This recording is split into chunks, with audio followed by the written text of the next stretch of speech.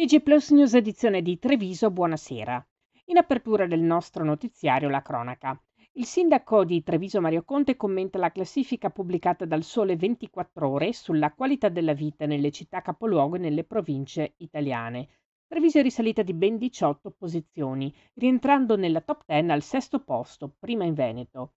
Ottime le performance in campo ambientale, cultura, sicurezza, ricchezze, consumi, lavoro. Questo risultato, commenta il primo cittadino di Treviso, è merito della nostra comunità, attenta, partecipe ed esigente. I trevigiani chiedono qualità alle istituzioni e contribuiscono con comportamenti, iniziative e spirito civico a costruire un ambiente dove vivere bene è possibile. La crescita registrata non nasce da un singolo fattore, ma dalla maturità diffusa del territorio. Come amministrazione accogliamo con soddisfazione questa fotografia, consapevoli che ogni traguardo rappresenta un punto di partenza.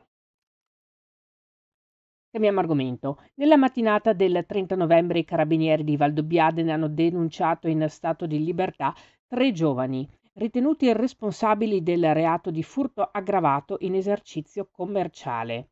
Gli accertamenti, condotti anche mediante l'analisi dei sistemi di videosorveglianza pubblica e privata, hanno permesso di identificare un ventenne residente a Vidor, un 24enne di Pederobba e un 18enne di Valdobbiadene, tutti con precedenti di polizia, quali autori del furto perpetrato nella notte del 6 novembre scorso all'interno del bar Secco di piazza Marconi. I tre, dopo aver forzato una porta secondaria del locale, si erano introdotti nel bar asportando circa 600 euro dal contenitore delle mance. Le risultanze investigative hanno consentito di ricostruire puntualmente la dinamica del fatto e di attribuire le responsabilità ai soggetti individuati. Alle ore 23:45 di ieri i vigili del fuoco sono intervenuti in via Emilio Bongiovanni nel comune di Montebelluna a seguito della fuoriuscita autonoma di un'autovettura finita all'interno di una proprietà privata contro la recinzione. All'arrivo sul posto il personale dei vigili del fuoco proveniente dal distaccamento di Montebelluna ha provveduto a prestare soccorso al conducente dell'auto rimasto incastrato tra le lamiere. Una volta estratto e consegnato a personale sanitario del SUEM 118, il conducente è stato elitrasportato a Treviso. Sul posto presenti anche i carabinieri per i rilievi del caso. Voltiamo pagina.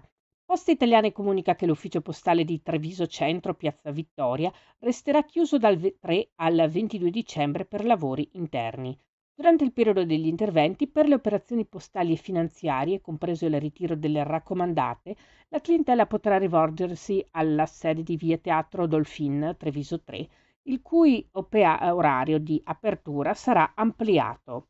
L'ufficio sarà aperto dal lunedì al venerdì dalle 8:20 alle 19:05 e il sabato fino alle 12:35. Sono disponibili a breve distanza anche gli uffici postali di Treviso 2, Borgo Cavour, Treviso 1, via Marchesani e Treviso 4, vicolo Veronese, aperti di mattina dal lunedì al sabato. Tutti gli uffici postali sono dotati di ATM Postamat, disponibili 24 ore su 24, tutti i giorni della settimana dai quali è possibile prelevare contante, pagare bollette e altre operazioni.